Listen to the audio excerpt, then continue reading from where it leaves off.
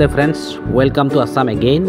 सो आज हम लोग जा रहा है असम का मेन फेस्टिवल बिहू देखने के लिए। और बिहू असम में 3 तरीके का मनाया जाता है।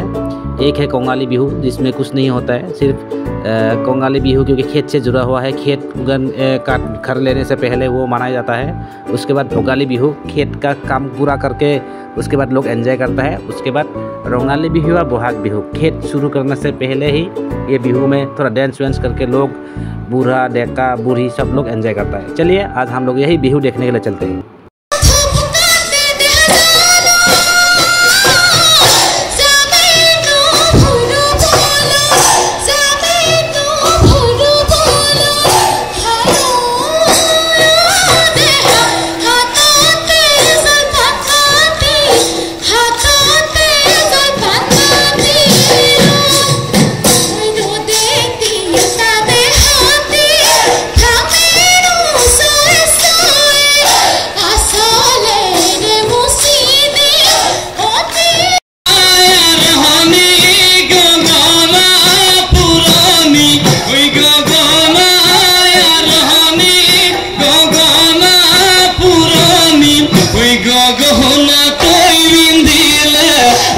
Go